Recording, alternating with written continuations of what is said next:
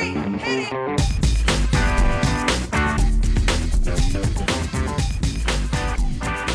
Good morning, good afternoon, good evening, and welcome to today's Caffeine for the Soul. And if you're new to these podcasts, if you'd like to learn more about the ideas behind the ideas that I share, check out the free basic course at michaelneill.org/basic course. My first book that was ultimately published by Hay House back in 2006, when I first submitted it as a manuscript, was called Soul Path. Now, it was published under the title You Can Have What You Want, and there's a whole story behind that, which I'll save for another day. But the reason that I called it Soul Path was because it was the most powerful thing that I noticed in my work as a coach, particularly when I was working with people who were what I called happy successes.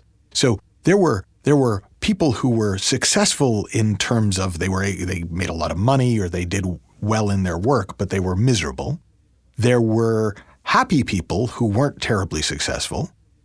There were miserable people who weren't terribly successful, but there was a smaller group of people that I got the chance to work with who really seemed to love their lives and really did well at the things that they took on in their lives. And when I would spend time with them, I realized they did not do life the way I had been taught successful people did life. They might have had goals, but they rarely chased them in the way that I had been told. You have to kind of obsess about a goal and keep your goal front and center and do what it takes to reach your goal. And I remember having lunch with one of my happily successfully happy clients. And I asked him, I was, with my little notebook out, okay, how do you do goals? And he said, well, I don't really do goals. And I was like, well, no, you must have goals. You must have goals because you're successful. And he was like, well, okay. He said, yeah, about once a year, my wife and I sit down, often sort of towards New Year or one of our birthdays, and we'll go to one of our favorite restaurants and we'll take a few hours and drink a bottle of wine and we'll daydream. We'll pipe dream about the year ahead. And we might write a few things down, and I guess you could call those goals because they're kind of things that we think, oh, wouldn't it be cool to create this or to do this in the year ahead? And he said, but honestly, I usually forget that we did that, and then I'll stumble across the napkin that I wrote it on a couple months later, and I'll go, oh yeah. And if the things on the list still look exciting to me, then I might copy them down or write them down or remind my wife about them, and if not, I just get rid of them. And my honest to God first reaction on the inside was, well, that's cheating. You're not allowed to do that. If you set a goal, you've got to keep it and you've got to achieve it. And I did catch myself, this young starting out trying to make his way in the world coach, trying to tell the person who was living life a way I would love to be able to live my life that they were doing it wrong and I was doing it right. So I caught that. I'll give myself credit for that. But the main thing that I noticed about the happily successful people I worked with was their lives unfolded with so much of a sense of flow and coincidence and synchronicity and serendipity that it was almost like their soul was laying the path out in front of them, one brick at a time, one pathstone at a time. And very often they would have a sense of direction, but they wouldn't know what they were going to do next, other than whatever it said in their diary if they had an appointment. And so there was an almost, at times, randomness to the decisions that they would make. But when you looked back, every decision they made seemed to magically get them closer to where they wanted to go, even if it logically wouldn't have been the way. And so I started noticing that. I started noticing that in my own life, and I called it a soul path. Nowadays, I often call it living from mind, living from this deeper knowing inside us, because that's how I realized when I started to go, well, I want to follow up my soul path. And then I realized, oh, okay, well, I can actually discern the difference between what I really know to do, what I really want to do, warmer, if we're playing it like a game of warmer, colder, and what I know not to do, and what I don't want to do, and what just is colder. It's like, eh.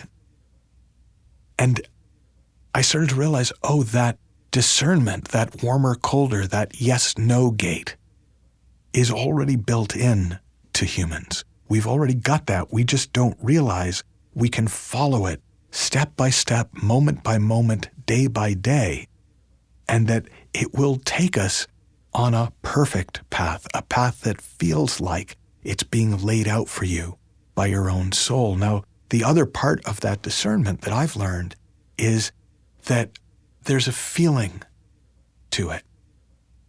And it might sound too grandiose, and people go, oh, no, I've never felt this feeling. But for me, there's just a nice feeling that's sort of like feeling myself beyond myself. I'm present to myself. I'm listening to myself. I'm feeling well-being for no particular reason. It's the simple feeling of being. It's the feeling of spirit. It's the feeling of our soul, and it's a good feeling. It's a nice feeling. It's a natural feeling. It's the feeling that makes babies giggle and makes grown-up giggles too when they let themselves.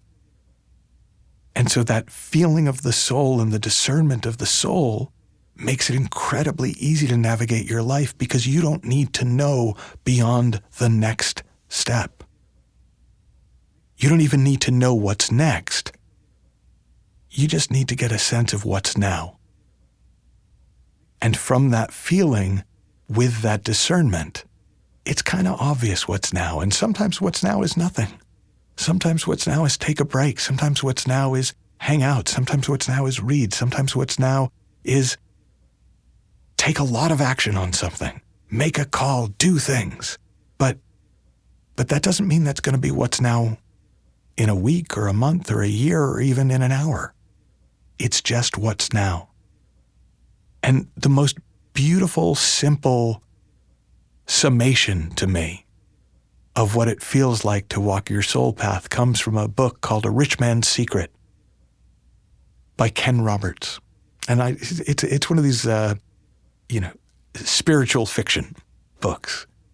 And this young explorer, Victor Truman, he's sort of at a crossroads in his life, and he comes across a Civil War gravestone in a very out-of-the-way place. And there's something special about it. And he reads on the tombstone, it says, "Take the first step, no more, no less, and the next will be revealed." And that, for me, is the most perfect summation of what it is to walk the path of your soul, to live from mind, to follow your soul path. Have fun, learn heaps, happy exploring, and I'll talk with you soon.